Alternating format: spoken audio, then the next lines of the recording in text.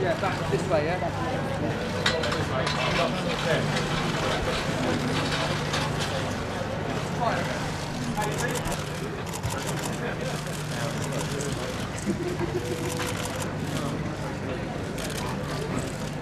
Daniel! Daniel! Thank you. Here, guys.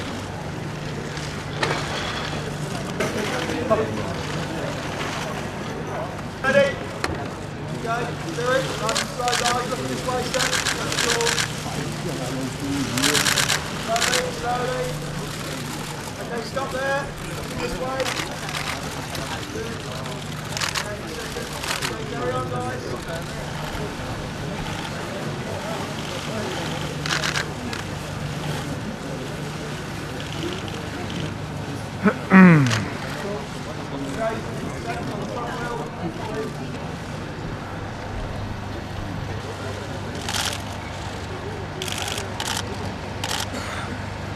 Okay, hands on knees, guys, looking this way. That's it, it's cool. Nice big smiles.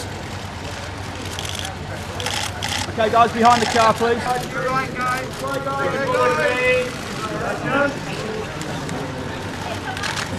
Okay. Okay, looking this way. Nice big smiles. Cool.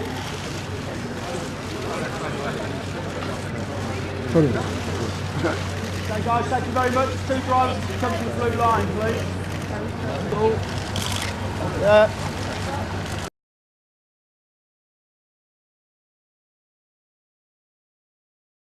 Yeah, I think the team is very motivated. I mean, at the moment, to be honest, I don't think there's a single member in the team that thinks about the possible result, because we are flat out, trying to get the car out, trying generally to get on top of the rule changes, probably just like everybody else. But I think it's just, again, way too early to talk about the potential outcome.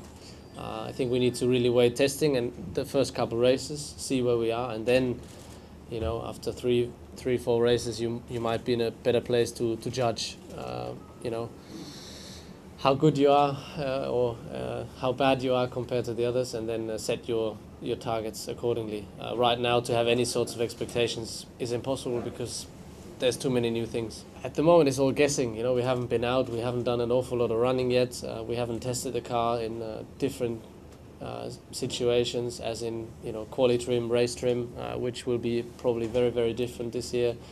So there's a lot of things that potentially will change. How big the change is at this stage, we probably can say there will be a change. We guess it's pretty big, but how big we'll need to wait and see, and whether it favors myself or other drivers in particular, just because the way they drive the car, because what they're good at, is very tricky to know. It's very difficult to know at this stage. But for sure there will be new elements of driving skills, different skills generally that you'll have to get on top of, you'll have to adapt. It's a new car, it will feel differently, so of course, if you drive it the way you drive it last year in the race, for example, you won't see the checkered flag. So that's a very simple one to understand. But which way is the best, etc. Obviously, every driver needs to find his own way. Well, advice is difficult because in the end, he's grown up. At least that's what it says in the passport, and also the way I got to know him. He became a man. So obviously, he's been a couple of years now in Formula One and has experience. Surely it's a new step for him, a new environment. Not that much of a step, I think, compared to a completely new team, because obviously he knows some of the people already. He has been to the simulator quite a few times the last couple of years. He knows the staff, so but still, it's a different environment to work in.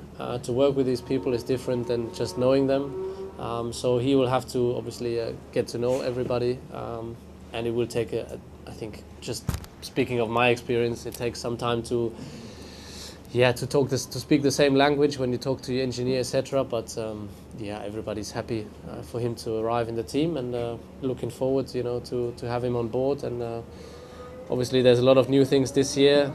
Everybody has to adapt to.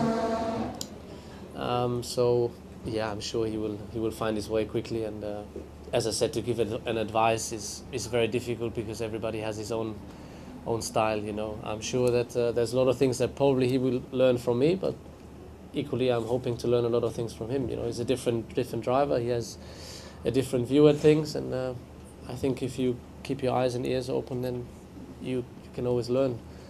Even though, you know, he hasn't, or he doesn't have the experience that maybe Mark had the last years, but still, you know, as I said, talented enough, earned his place, so I'm sure he'll give me a hard time. It looks really good. Believe it or not, this morning was the first time I'd seen it as well in its full bodywork, and obviously I'd seen a few pictures, but looked better in real life. So yeah, it looks good until I drive. Obviously I'm not going to know what it feels like, but yeah, I'm sure it's going to be exciting. I approach it with obviously a lot of enthusiasm, a lot of excitement. It's a huge opportunity for me to learn from, you know, it's a bit of a privilege, I guess, to have a four-time world champion alongside me, to, you know, be able to see his data, to see what he's doing on track, and to try and better myself, you know, learning off him. It's I guess a privilege, so that I'm really looking forward to. And then I'll just take it step by step, you know, obviously take each test as it comes, and then each race as it comes. You know, obviously for me, I'd love to be as competitive as soon as possible, but I'll just take it step by step and learn what I can from Seb. To be honest, like, I haven't set any expectations in terms of where I'd like to finish. Obviously, if someone said, if you could be world champion, would you be happy? Of course I'd be happy. But I think just for me to, you know, I'd love to get a win, you know, to stand on the top step, that would be amazing. But just to go through the year, continuing to learn, and yeah, to try and match Seb, at least at some point, and to really set myself up, you know, at the front of the grid, you know, not to be a one-hit wonder, so to speak.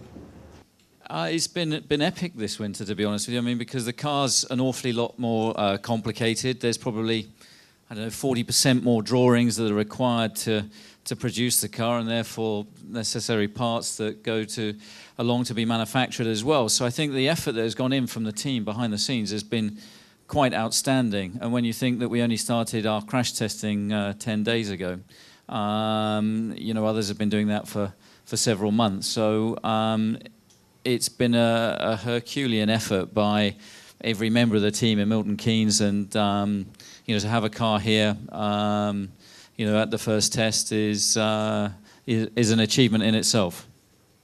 The bottom line is, you look at the rules, you enter the championship, and you do the best job that you can. And you know, that's exactly what our guys have done. And we've got a great team. We've got great strength and depth throughout the company. You know, we've got two fantastic drivers. I'm really excited to see how Daniel's going to perform this year. You know, Sebastian has just developed and got stronger and stronger over the last few years. So we've got an awful lot to be optimistic about. We've got a lot to worry about as well, but that's the same for every team up and down the pit lane. And I think that you know, chassis still will be a key element. Aerodynamics will be a key element. You can see that already some cars look different to others. And you know, I think that aero will still play a key role, but the engine influence is going to be bigger. I think you know, the pressure is the pressure we put on ourselves. You know, in many respects, we've got nothing left to prove after what we've achieved over the last, you know, 8 years. But you know, the motivation is as high as ever. The determination within the team is as high as ever, and everybody's looking forward to going racing again. And I think that you know, it's only just 2 months since our final you know, race of last season in Brazil, where we finished, you know, first and second, and it'd be great to get off to a strong start, you know, to a new campaign. I guess with the performance we had at the end of last year, then we would have been quite happy if the regulations hadn't changed. But the reality is, regulations should change from time to time. It's an equal opportunity for all of us, so it's a fresh start, and the usual sort of slight nervousness and tentativeness that what's everybody else been up to. We know roughly what we've done, but we don't know whether that's as good or not as good as other people. I think probably the emphasis could well be on reliability in the first few races. Melbourne's difficult to forecast, but I suspect there's going to be a large number of red flags through winter testing, that's for sure. Turbocharged engines as such are obviously nothing new, and nothing new to Formula One. So that side of it's not so bad, but the electrical content is hugely complicated, and that of course is crossing several disciplines.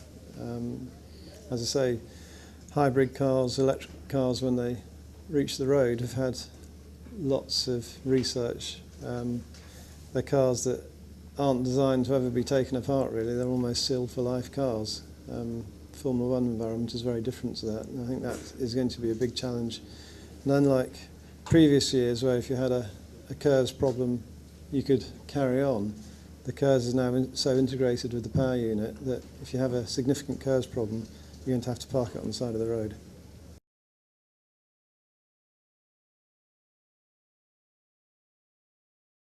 Yeah, I think I was as shocked as probably everybody else in the paddock.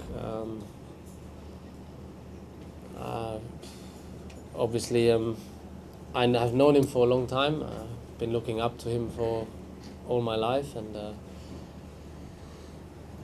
yeah, I got to know him obviously when he did his comeback a little bit more, and he became a friend. We didn't have an awful lot of contact, but so it was not like every day on the phone, but we spoke to each other regularly, and yeah, it's you know, at the beginning I heard some news that he had an accident, and of course you didn't think